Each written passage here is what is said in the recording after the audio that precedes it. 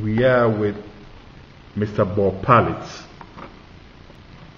Managing Director of Kasapa Telecom Company, one of the cell phone companies in Ghana today.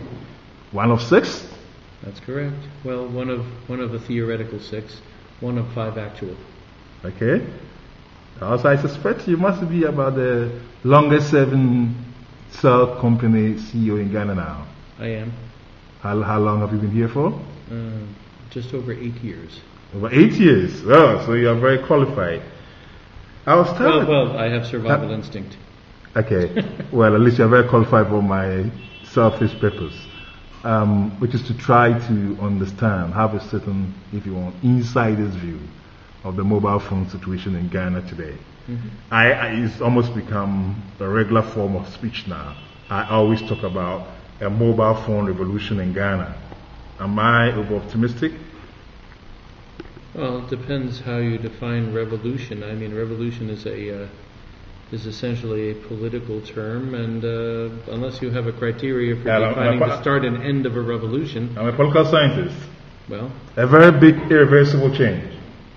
Okay, a very big irreversible change. Well, that goes into whether you buy that anything is truly irreversible. But I would say, yeah, the telecommunications was essentially launched in Ghana by the mobile companies due to the utter failure of the fixed line company. So it's the classic case of leapfrogging that you get to have telecommunications only because the mobile companies did it. You would die a horrible, painful, long death if you held your breath waiting for the fixed line company to get it done. But maybe in a place like this, telecommunications is not that important. We did quite well for whatever.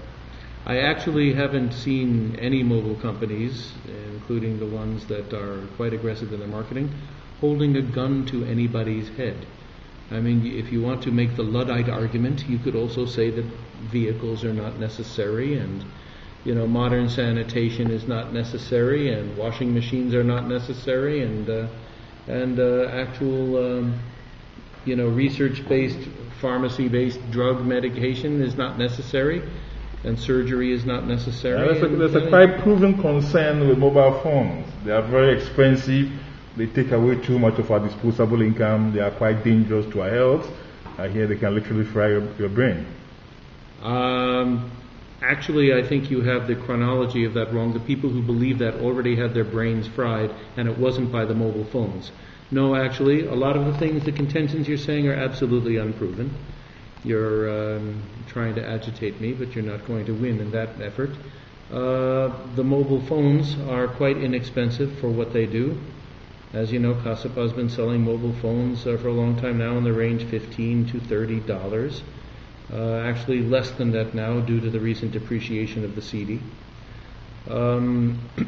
There is absolutely no proof of any health impact of the mobile phones, except for people who... okay, let me not agitate you, but I mean, your point about the depreciation of the city brings to mind one important point that I already had on my list. Mm-hmm. What is the impact of the financial crisis, credit crunch, however you want to see it, on your kind of business? It's tough to get financing. Banks are more... Well, I mean, see, it was never really easy to get financing in West Africa anyway. The banks are not known for being very, very flexible and willing to hand out money. I think, the actual economic downturn causing a downturn in demand for mobile phone services, I think it'll eventually create a downward price pressure, which frankly should benefit us because we are the least expensive of the options. What I have seen in other industries is when you have an economic downturn, people don't want to give up something that they need. For example, businesses know they need to advertise to survive, but they may move some of their advertising budget from expensive media such as print and television into radio and other types of community-based media that may be less expensive for them. You will find the same thing in telecoms. You already see in the U.S. with the economic downturn there that people who never before would have considered prepaid as an option as opposed to contract are moving into prepaid. But back to Ghana. Not just to save money, but as a means of having greater financial control, since they are less certain about their disposable income. Yeah. Are you detecting any slackening of the demand for your service? No, not really. Not yet. There's still an awful lot of growth potential in Ghana, Okay. but it's going to be the companies who do not overspend. I mean, essentially, when you come right out of the box and say, I'm spending $150, $200 million to build a network, and you're one of 6 operators, you're painting yourself into a very small and confined corner. I'd much rather take our approach where we can produce a great network with wide coverage and lots of capacity, both in speed and bandwidth, at a much lower cost, because that will allow us to weather and serve the various, segments of the population a lot better. If you start by having to work off a $200 million debt, you don't have so many options. Okay. Well, actually, I haven't been around for very long, because I remember that I first met you at a Commonwealth Telecommunications Organization conference. Like in 2003, wasn't it? Something like that, yeah. You've been to all the various things we've organized. I remember that at the first Mobile Ghana conference, which we organized in June 2005. Yeah. In fact, although Kasapa, for that one, didn't contribute any money, you absolutely dominated the coverage of the conference by coming up with the phrase that Ghana was in danger of becoming a nation of flashes. Well, what we can't do with our wallets, we do with controversy. Are we a nation of flashes today? There is still a lot of flashing going on, but I would say that it has reduced a bit. What you find out now is a lot of network hopping. This is something that mostly happens among the GSMs, where there is an almost perverse inflation in the reported number of subscriptions in Ghana, but more and more and more of it, especially due to recent network launches and promotional activity, is duplication.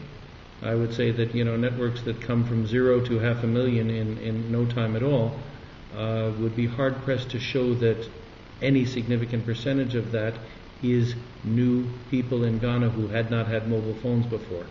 They're either duplicate or switchers from other networks. So what's your criticism of that? I think that's part of competition. Well, it's part of it, sure. And I'm not saying I'd be the last person to argue against facilitating the ability of people to switch networks. We're a big proponent of mobile number portability, which is the missing link that's been neglected for so long but seems to be gathering momentum. What I am saying is that the economic growth in the country is facilitated by getting more and more people having in their hands communications tools and services they can afford to use. And simply playing merry-go-round or musical chairs among existing customers doesn't add to socioeconomic growth. I don't know whether I fully agree with you, but I understand your point more. Well, you can argue back. I'll listen to you. At the last Ghana Mobile Conference in December 2007. Let me go back to something because I think I know what you might have said. Sure, you can make a theoretical case that increased competition lowers prices. But there's a limit how much it can do that if every one of those people is competing by spending a huge amount of money, and also costs in the country that are generally caused by or not cured by government. Okay? It draws a bottom line. There's a hard floor. Are you driving towards the argument that we cannot, for developmental purposes, it's not a smart idea to have 6 mobile licenses? It's never been a smart idea. The point is there would have been much more done to facilitate quality of service and competition by having mobile number portability rather than licensing 2 additional companies.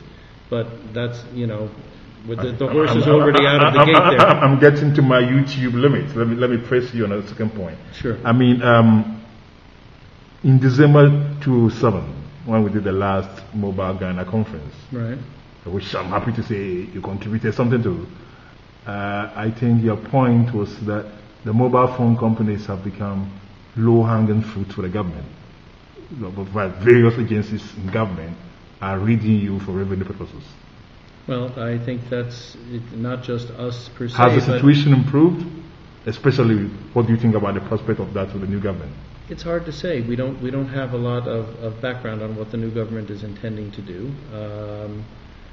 I would have hoped that certain things where there's an absolutely irrational situation, such as demands for permits from local government, that can be brought under control.